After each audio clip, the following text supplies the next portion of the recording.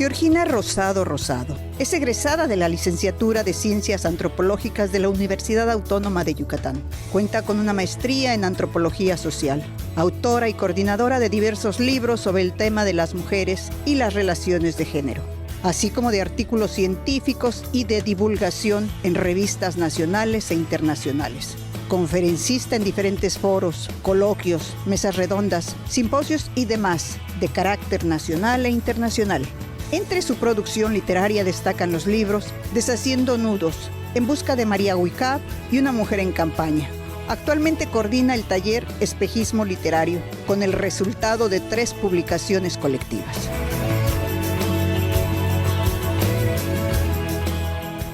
Hola, ¿qué tal? Soy Mar Gómez. Me da mucho gusto recibir en Letras, Libros y Escritores a una gran amiga, a una gran escritora, a una mujer que sin duda ha hecho historia en Yucatán. Gracias. Un gustazo tener en Tele Yucatán a la pionera en la aplicación de perspectiva de género en la universidad, en el gobierno, en las casas, en las caminatas, en todos los espacios. Quien fuera también directora general del Instituto para la Equidad y Género del Gobierno de Yucatán, antropóloga, conferencista, escritora de diversos libros y pues es un referente de la literatura en Yucatán. A mi amiga Georgina Rosado. Bienvenida, Georgina. Gracias. Gracias, Mar. Hablas porque me quieres mucho, yo también. Muy agradecida de estar aquí y estar en este canal, que pues también les agradezco este espacio. Bienvenida, Georgina, de verdad. Es un honor tenerte aquí para que nos cuentes de esa pequeña Georgina, de la niña Georgina, cuando estaba toda inquieta. Sé que era una niña muy inquieta, pero ella nos lo va a contar ahora. ¿Cómo es que Georgina, siendo pequeñita y después adolescente y ahora ya como mujer, se va acercando a la literatura, a las letras y ahora a la escritura, que está pues dando mucho que hablar de ti, porque entiendo que estás como coordinadora de un grupo literario? Entonces cuéntanos primero de ese proceso de tu infancia hasta la mujer de hoy con las letras. Bueno, sí, yo fui una niña muy traviesa, muy inquieta. Mi mamá decía, no te puedes estar quieta. Pero mi mamá era maestra de Ciencias Sociales, María Rosado, de literatura, de geografía, de historia. Y eso influyó muchísimo en mí, en el interés en ciertos temas. Pero además mi mamá siempre nos contaba la historia de una manera literaria, no como una serie de hechos y datos, sino nos las platicaba como un cuento. Anécdotas. Como anécdotas, le ponía pasión, contaba sobre los personajes, sobre las emociones, sobre las pasiones, no como datos duros. Y eso hizo que en mi casa, a todas, no solo a mí, porque somos 3 hermanas y un hermano, nos apasionara la historia, pero vista de una manera como les platico, no como una serie de hechos, sino como algo apasionado, como conocer las historias. Y era una mezcla entre historia y literatura. Entonces, en realidad fue mi madre, María Rosado, quien realmente me hizo apasionar tanto la lectura como la escritura, ¿no? Y también tuve mucha influencia de una hermana que era más grande que yo, mi hermana Marita, que desde muy niña, me llevaba 5 años, me daba a leer que si Mujercitas, que si Hombrecitos, que si Tom Sawyer, esa literatura infantil de la época, de tal manera que desde muy pequeña, a pesar de ser muy traviesa y de vivir en los techos y en los árboles, porque esa era yo, también me apasioné desde muy joven con la lectura, ¿no? Claro, la lectura de acuerdo a mi edad y lo que se leía en esa época. Y después ya llegas a ser antropóloga social. Claro. Y ahí cambia la visión de la literatura, porque ya el mundo ya es otro para ti, ya lo miras con otra perspectiva, con la perspectiva de género. Claro. Bueno, yo siempre fui muy rebelde. Desde que tengo uso de razón quería cambiar al mundo. Y entonces encontré en la antropología las herramientas o los instrumentos para tratar de entender la sociedad. Para mí, ni la ciencia ni la literatura nunca fueron un fin en sí mismo. Lo quiero señalar. Y no estoy diciendo que esto sea compartido por todos los historiadores o literatas. Para mí era un instrumento de transformación.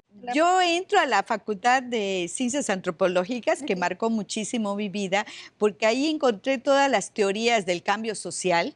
Me volví marxista en esa época. En las ciencias sociales te daban capitalismo, 1, 2 y 3, materialismo dialéctico, materialismo histórico. Y también ahí conozco la primera literatura feminista como de Rosa Luxemburgo, siempre dentro de la izquierda. En esta idea de no de acumular títulos, nunca me interesó la academia en sí misma, sino que yo ya quería cambiar al mundo, quería cambiar las relaciones entre hombres y mujeres, entre clase, entre etnias, un mundo, va a sonar muy romántico, pero más justo, más igualitario. Y eso es lo que me hizo que me apasione por las ciencias sociales. Pero de alguna manera también descubrí los límites de los ambientes académicos que tendían a ser muy elitistas y que era un conocimiento revolucionario que pocas veces llegaba al resto de la sociedad. Por eso también, posteriormente, me voy a vincular con la literatura como una manera de llegar a un público más amplio y de una manera más sensible. Estamos hablando de qué años, Georgina. Bueno, tengo 67 años, o sea, ya en la época mesozoica más o menos, de los 70, de los 80, ¿sí? Cuando salgo de la Facultad de Antropología, después me vinculo con el sindicalismo en el Ban Rural, y también con los movimientos políticos. Yo estuve en varios movimientos políticos de línea maoísta. No pensaba decirlo, me está llevando esto la plática en una organización. No te preocupes, vamos a hablar de eso porque aquí tenemos mucho de qué hablar, pero vámonos con calma, vámonos en orden, porque hay mucho que hablar de ti y de tu literatura y de lo que has escrito últimamente.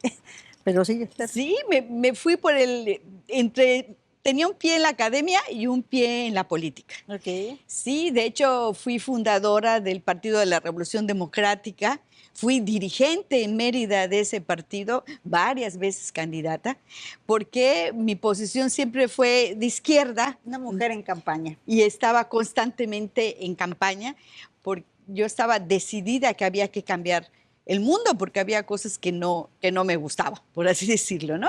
Y como joven que era, pues uno es idealista, cree que las cosas se pueden cambiar y además que de una manera mucho más rápida de lo que hoy sabemos que son los procesos de cambio social. Y pues mi vida transcurrió entre mi vida académica, estudié en el Colegio de Michoacán mi maestría, trabajé 3 años en la Universidad Autónoma como profesora investigadora. Aquí en la UADY. Aquí en la UADY, pero al mismo tiempo combinado con la militancia política, ¿no? Okay. O sea, tuve una amplia carrera política. Sí, de hecho, pues este libro de Una mujer en campaña, tengo entendido, bueno, fue presentado en la Filey pasada. Es un libro autobiográfico. ¿Cómo es que te atreves a desnudarte con estos temas con una mujer en campaña? Si puedes compartirlo, pero ahorita regresando.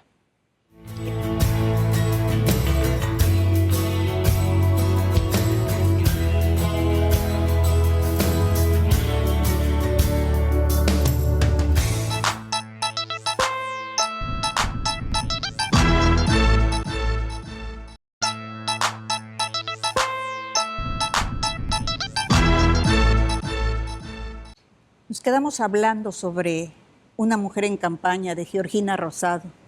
Te preguntaba, Georgina, de este atrevimiento, de este desnudarte ante la sociedad, porque escribir una autobiografía y de un tema tan profundo, tan complicado, no sé, ¿qué adjetivo le pondrías a este tema de Una mujer en campaña? Cuéntanos. Pues es un libro muy audaz, pero creo que es un libro muy importante, al menos para mí y para quienes hemos incursionado en la política, las mujeres que hemos atravesado este proceso. Porque si bien ahorita es más común que haya mujeres en la política, es. cuando yo inicio era mucho más difícil, aún ahora. Y aún dentro de las organizaciones y partidos de izquierda existía mucho machismo, ¿no? Vivimos en una sociedad patriarcal.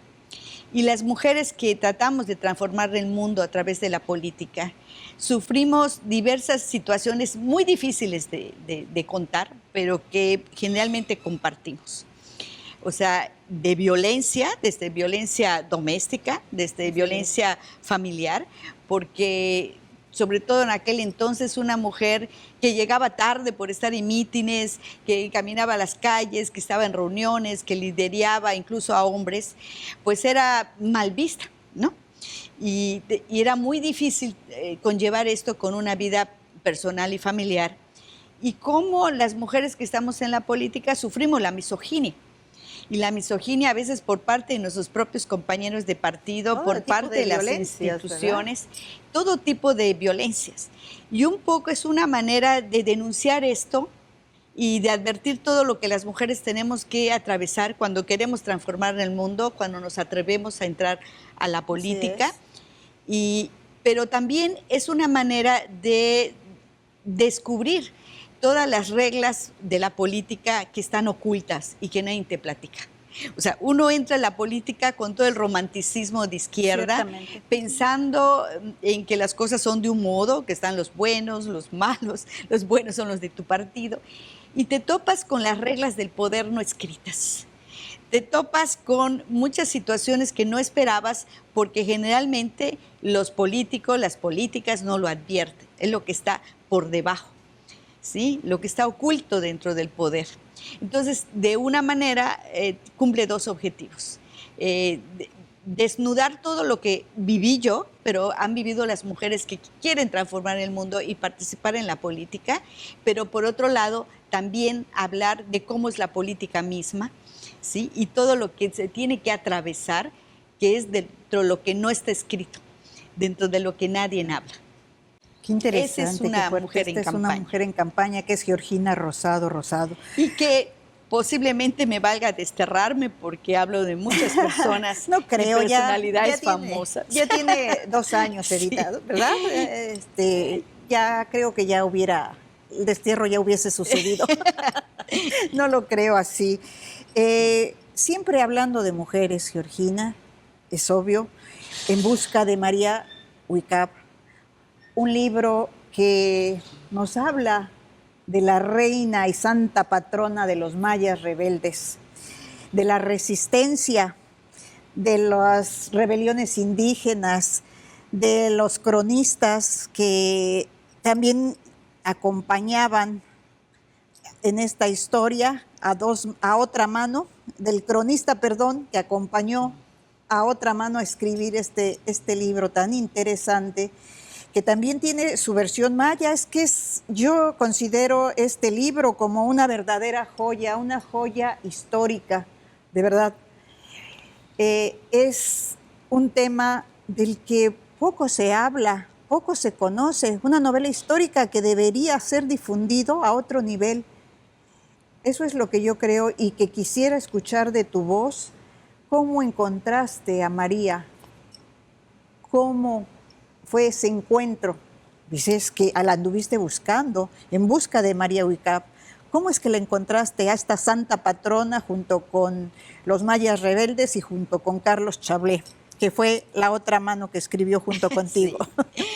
Efectivamente, este libro lo escribí con el cronista de Carrillo Puerto, mi esposo Carlos Chablé, que es un gran conocedor de la cultura maya y que además está muy compenetrado con todas las iglesias y con toda la herencia cultural, lingüística de la etnia maya, sobre todo en el territorio de Quintana Roo. Mira, esta rebeldía de la que te hablo desde mi infancia y que se expresa en Una mujer en campaña, también llevó que dentro de la academia yo quisiera visibilizar a las mujeres y su lucha. Porque hay un androcentrismo en la historia, que es real, que no es producto de una exaltación personal feminista, sino que realmente se ha ocultado el papel de las mujeres. Pero cuando se trata de las mujeres indígenas, esto es aún peor. Sí, es una maldición. Es una maldición, porque entonces sufren diferentes formas de discriminación. Si las mujeres blancas, mestizas, urbanas hemos sufrido discriminación, pues las mujeres de las etnias han sufrido mucho más discriminación. Siempre digo que las mujeres indígenas sufren de 3 maldiciones. Decían ser morena, ser indígena y ser mujer. 3 maldiciones. Y generalmente del sector trabajador. Así es. Y así que además tienen discriminación por su clase social. Y esto se refleja en la historia, porque si bien son pocas las mujeres que estamos en la historia, en los libros de texto, aquí en Sor Juana Inés, Josefa Ortiz de Domínguez, 2 o 3, y últimamente se ha visibilizado en Yucatán a Elvia Carrillo, a Rita Cetina y a unas cuantas más. Ciertamente. Pero mujeres indígenas, ¿cuáles? O sea, Felipa Pot. María. Pero, por ejemplo, a María Huicap, que fue una mujer poderosísima, gobernó por casi 2 décadas el amplio territorio de Quintana Roo y muy poca gente lo sabe. ¿Cómo es posible que muy pocas personas sepan que en 1863 hubo una mujer maya que guió a la nación autónoma de los Crusoe?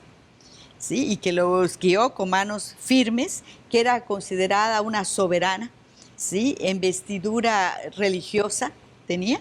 Así es. Y que la obedecían todos y todas, los más bravos militares del ejército maya rebelde. Y esto no está en los libros de historia, no está pues en el conocimiento ni siquiera popular, tradicional, porque se ha invisibilizado a propósito. Mira, una sentencia maravillosa que está aquí en el libro, dice: yo, María Huicap, la santa patrona de estas tierras, seré desde hoy, junto a mi esposo Juan Pat, la mensajera de las 3 santas cruces.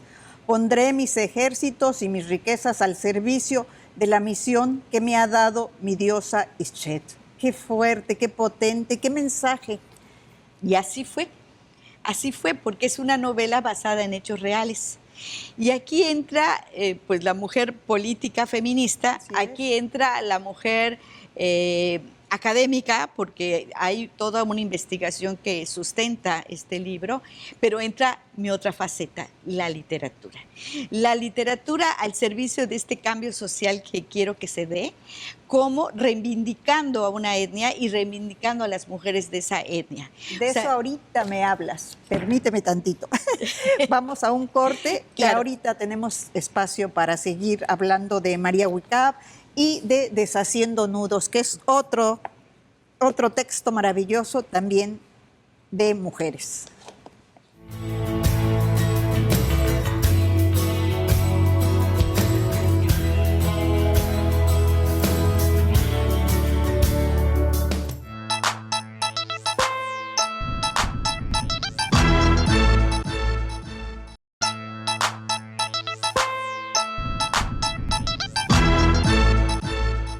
Dicen que nuestras muertas nos pesan.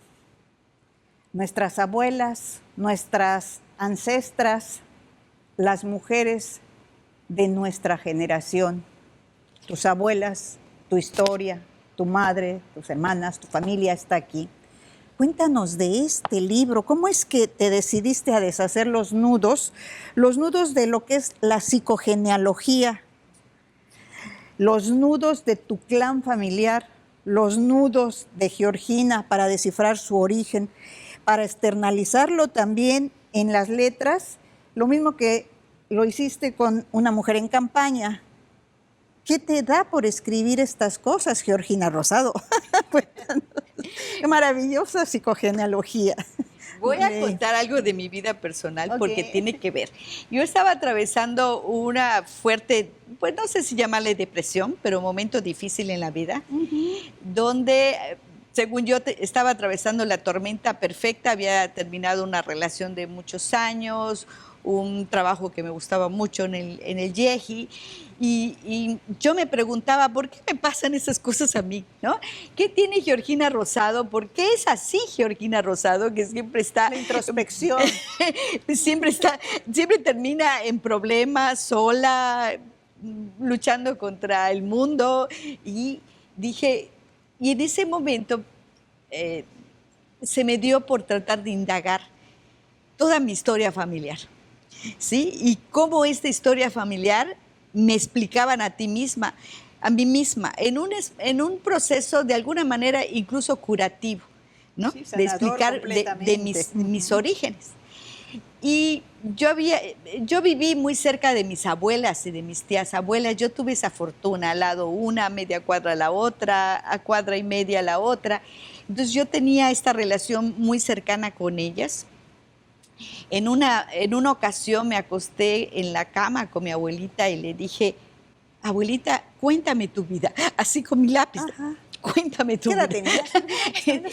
Pues tenía yo, estaba yo en mi maestría, tendría ya yo, eras una adulta joven. era una adulta joven, eh, esto después lo escribo años después, esto que Bien. te estoy contando es antes, pero cómo recabé la información. Y mi abuelita, como telenovela mexicana, un silencio, yo debí ser Ancona, no Marrufo. A ver, Anda, ¿qué es y eso? me suelta a contar una serie de historias increíbles que yo nunca había imaginado, que nunca había imaginado. Bueno, yo provenía de un sacerdote, sí, había unas historias entre las élites, la clase popular, las mujeres que de alguna manera tuvieron que atravesar situaciones difíciles. Mi abuela había sido la secretaria de Boschpato, un gobernador yucateco, yo ni idea. Yo dije, ¿por qué yo no conozco toda esta historia? ¿Por qué nunca me lo contó? Yo pensé que era una abuelita de Cricri que hacía dulces y que tenía su ropero grandote y era una abuelita tradicional. Y entonces me vino una frase que era de mi madre, de esas cosas no se habla. Una impronta que había silenciado a las mujeres Secretos familiares. los secretos familiares que pesaban sobre los hombros de las mujeres de la familia. O sea, las mujeres de la familia habían atravesado cualquier clase de circunstancias difíciles Sí. para salir adelante y tenían historias apasionadas, apasionantes, pero que habían sido ocultas por conservar ciertos estereotipos sobre la mujer y la familia, porque de esas cosas no se habla. Y resulta que en esas cosas que sí se hablan, se cuentan, se escriben, ¿ah? Se publican, está mucho de la explicación de quiénes somos las mujeres, de quiénes son nuestras ancestras y cómo hemos sido construidas a través del tiempo. Sí, pareciera ser como a veces se maldice, ¿no? Que es como una literatura intimista esta de las mujeres, que solamente hablan de sus problemas emocionales, mal dicho, mal expresado, ¿sí? Mal visto por algunos ojos del patriarcado también, pero mirándolo y contextualizándolo, como lo estás explicando tú, con esta faceta histórica de psicogenealogía, de ir hasta atrás y rescatar qué somos, por qué estamos, para qué estamos y cómo vamos evolucionando también como mujeres, radica como algo vital e importante y también sanador, que entiendo también lo fue para ti. Ciertamente, me supongo claro, es como si te quitaras pesos de encima. Claro, un tío me dejó de hablar como 15 años después de ese libro porque saqué todos los trapitos. Ajá. Pero mira, además de sanador, que lo es y que era la intención fundamental, tiene la microhistoria o la historia cotidiana. Explica muchas veces cosas que los grandes procesos históricos no pueden. Por supuesto. Sí, porque uno diría, bueno, es la historia de fulanita, ¿de qué me interesa? No, la historia, la microhistoria se articula a los grandes procesos. Por ejemplo, una de las cosas que yo no me explicaba de mí misma, me lo expliqué cuando descubrí en mis historias que mis abuelos eran masones y que había eso implicado en la educación de las mujeres de la familia.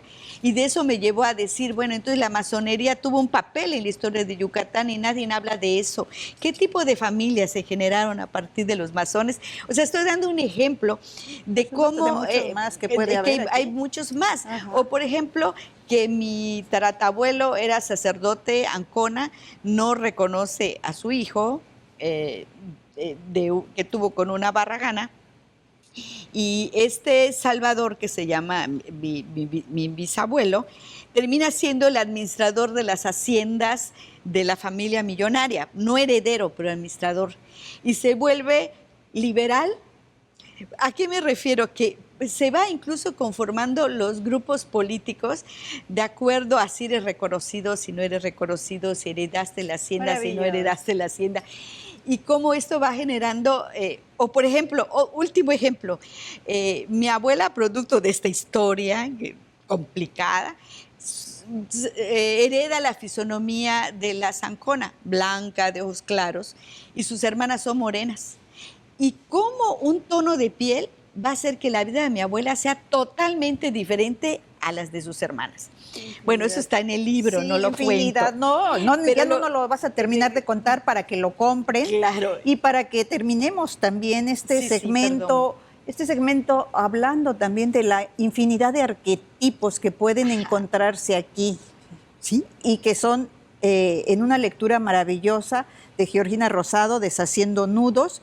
Y finalmente, ya para despedirnos, sé que ahora estás como coordinadora de un grupo llamado Espejismo Literario y que han hecho ya llevan 3 antologías, este es el volumen 3, solamente pues para que lo sepa la audiencia y para que los busquen, al igual que Deshaciendo Nudos, al igual que Una Mujer en Campaña, al igual que En Busca de María Huicap y 4 tonos en rosado y muchísimos más que ya no podemos el día de hoy, por el tiempo de la televisión, platicar ampliamente, pero que ya nos has dejado con la idea de irlos a buscar para leerlos.